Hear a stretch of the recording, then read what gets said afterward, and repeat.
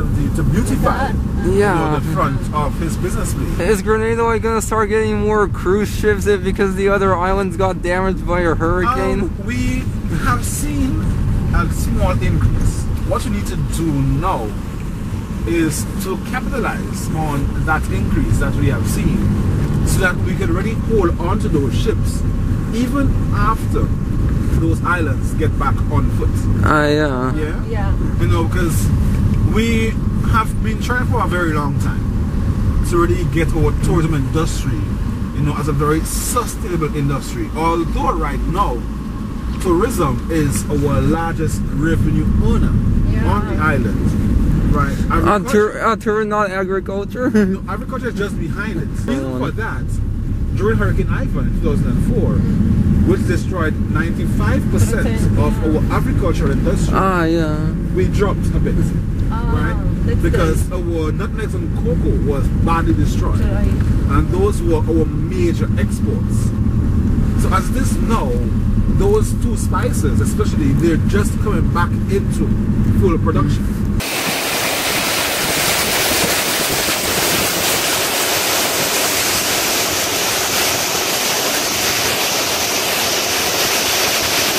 Behind me is the island's famous Concord Falls.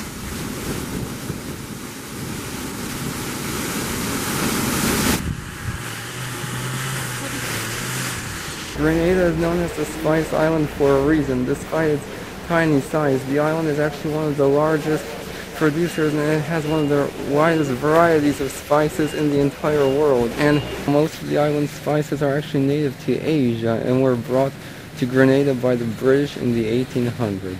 Some of the most common ones can be seen here at the Douglaston Estate, where visitors can learn about their various uses and the process of preparing them for export. You pick up when they open? Only when they're open. In here you have multiple levels of the nutmegs. And this red part's what they make the mace from, right? Yeah, so no, that's actually the mace. Yeah. Oh.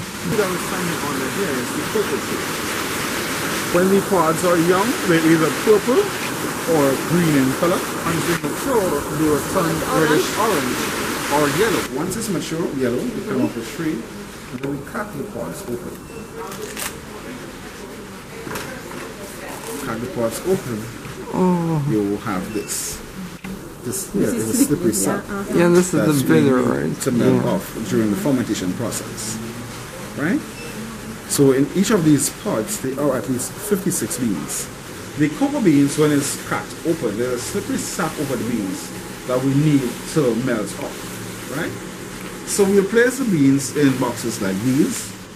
We use banana leaves and bags to cover down the beans, right? To create natural heat. That natural heat will melt off that slippery sap over an 8-day period. So the drying process again takes another 8 to 10 days based on how many sunlights that we get. In the drying process, these beans here need to be turned over every 15 minutes to half an hour. Right? These beans, once in the drying stages, we cannot afford for these to get wet, because two things could happen. They could either start germinating or they could start rotting. Right? And none of these we would like. We want for these beans to be dried properly so we can get the best chocolates. This here is called a looper. A lot of people think that the loopers grow in the sea, but they don't. The loopers are growing in the mountain and the vine. Fall off the vines, get into the rivers. The rivers then take it down to the seashore. And at that point is where you will pick them up there. We take off the outer skin and then we dry these and we have this. But this here is called bowl. So we will remove the gut inside, add seeds with a handle, and you have a shack. Musical instrument. So here again we have another portion of our Kirani James, and this one says welcome to Kirani Town. Now Kirani James is a world track and field superstar, but he is from this area here, this town here of Loaf. In 1795, we had 3 major fires that struck our capital city of St. George's. They moved their businesses to the town of Loaf because this town here was the only other town on the island that had a free port system, which made it very easy for the businessmen to do trading. in between the different countries. So the town was redesigned after the second fire in 1773. So we're now driving through our smallest town on the island, the town of Victoria. The town of Victoria is also referred to as Sunset City, because anywhere you sit along this town here, you have a lovely view of the horizon. If you look over here on this wall here, we have portraits here of all of our prime ministers. We're about to visit the island's famous diamond chocolate factory, and the building itself dates from the 1700s, but the factory started in 2014.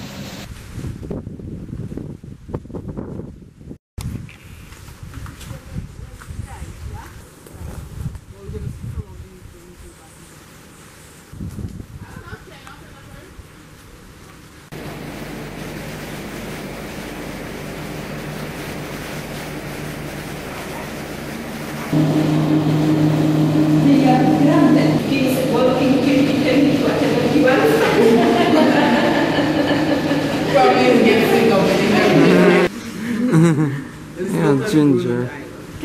White stuff surrounding the bean. Okay? You cannot like scrape, yeah? It's not No, we just place it. Sort those beans by using a bean sorter, which is this machine here, and then we inspect it now to remove all the unwanted particles. Like these, we remove those beans.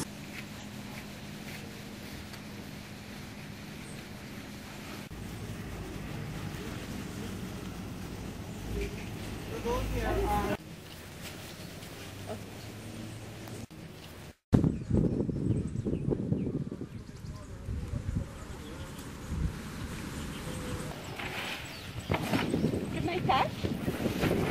Can I touch? Yeah.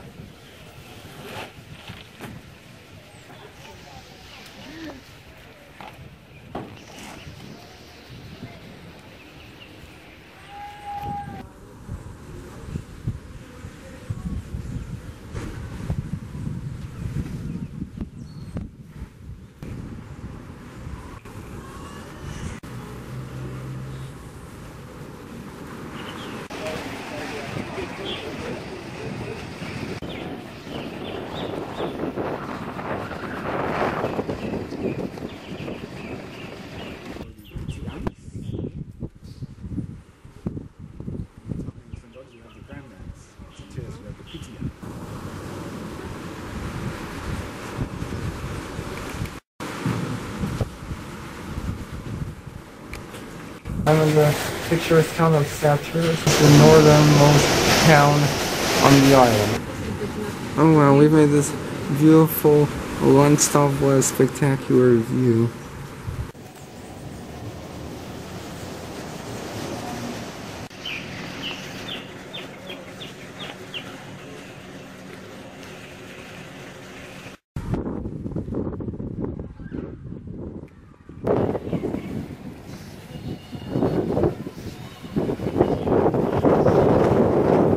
This building you see behind me is the St. Patrick's Catholic Church, and it was built in 1840 to replace a church that was destroyed in a fire.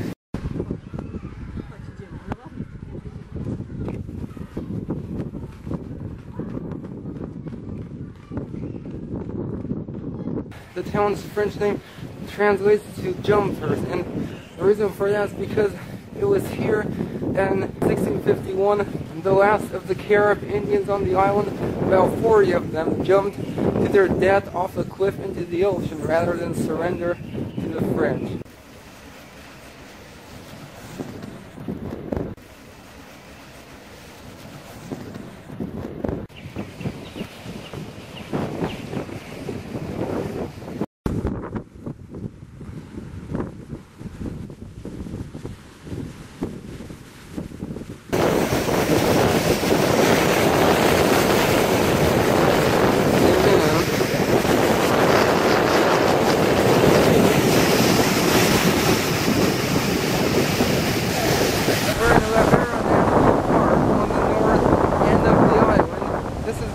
Beach. It's the most famous beach in the park. This nesting site for leatherback sea turtles, but right now isn't turtle nesting season, so we're not going to see any, but that's sort of the main reason that people come to this area. But at other times of the year, it's worth visiting just for the views.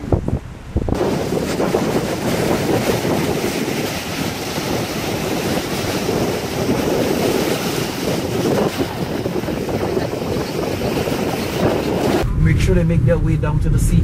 You're not supposed to bring them into the sea, because a turtle, wherever it lays, if it survives, those that survive, when they have to make young ones, they come back to the same spot where they were hatched to make the young ones. Yeah? So it's important that they make their own way.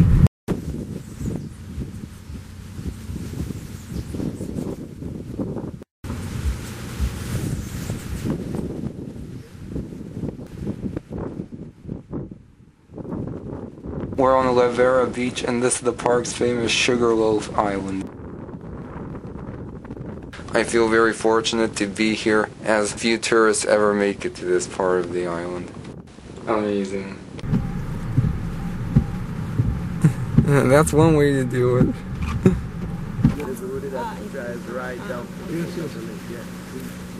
Behind me is Lake Antoine, one of the island's 3 main lakes. That basically what happened was this was an extinct volcanic crater, and then it got filled up with fresh water. Here we're a bit elevated so you can actually see the rim of the crater. Oh yeah. Oh yeah, he got left behind. Yeah, he got left behind. Breeze is always fresh, because no industries up here, you know.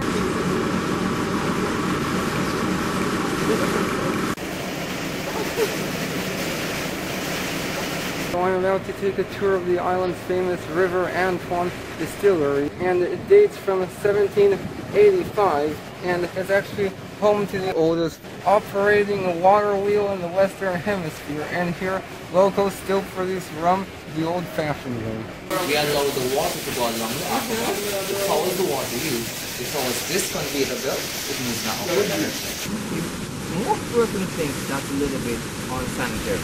There's a reason. It's manually loaded, manually pushed along to the secondly outside the dry. 1, to remove any excess water from the sugar cane juice, and 2nd, to improve the sugar content. It takes approximately 15 minutes. Yes. Also on the gate path.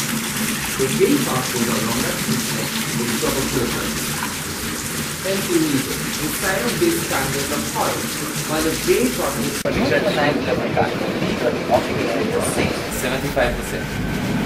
The highest volume that we produce. Within the flour container set before, which is not allowed on an aircraft. 69% are 130 proof. This you can take back home. Rum punch, 16 to 20%. Chocolate liqueur, 16 to 20%. The chocolate that's used comes from the Tivoli new organic chocolate factory here in Grenada. You can try all 4, or you could try individual. You're going to try all 4 as suggested with $69.75. Okay, try Brian. Yeah, I'll try. Okay. Knock it back, bottoms up.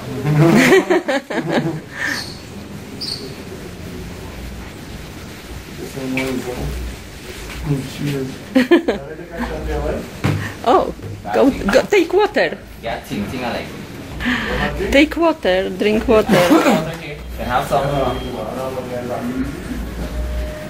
Are you okay? Yeah, it just burned. You don't need to drink water? Drink water. I changed my mind. I won't try it. 1. They finish at 2:30. No, they make cheese at Belmont Estate, yeah? We've stopped in the village of Tivoli, famous for its drummers. This beautiful building right here is the Sacred Heart Parish Church. Right here we have a traditional mud oven for making bread.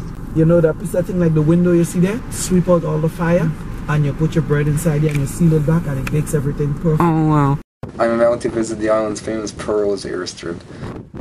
Once the island's main commercial airport, the airstrip harkens back to an era when Grenada was ruled by the Marxist government of Maurice Bishop and maintained close ties with communist Cuba. After the U.S. invasion of 1983, Pearl's airport was shut down and a new airport was constructed in the south of the island. Although it's been abandoned for decades, the skeleton of a Soviet aircraft and a Cuban airliner bombed by American forces still stood by the runway, bearing witness to one of the strangest periods in Caribbean history.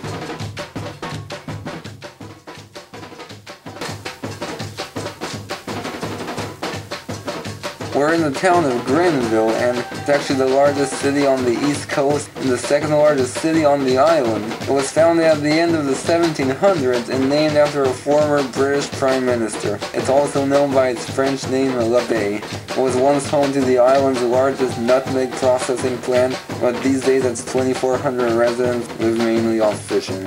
In terms of tourism and attractions, there's not a whole lot to see here in Grenville. This is just more of a place you come if you want to experience the true Caribbean. This beautiful building right here is the town's Anglican church. Right here we have the ruins of an old church. I hope so. This is the fishing community, yeah? Yeah. Most of the people who live here are fishermen, yeah? Fisher folks? Yeah, they just guys come out and fish. You see they cleaning their fish there? Oh yeah.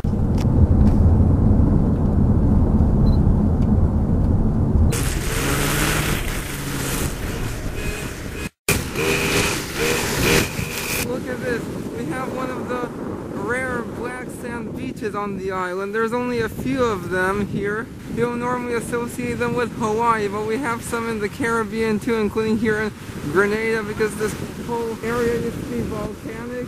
And over there in the distance we can see Marquis Island.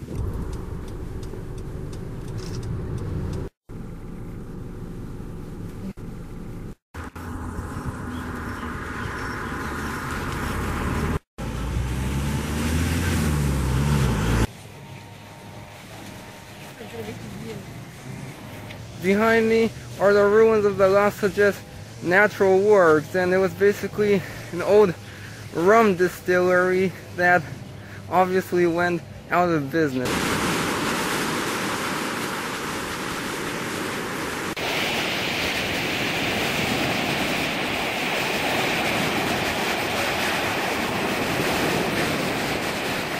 This is the island's famous La Sagesse Beach. It's one of the most famous beaches on the island, and in fact it's actually the most famous beach on the eastern Atlantic side. Unfortunately, this area also has a bit of a dark history, and I think it was last year that there was an American tourist that was sadly murdered on this beach.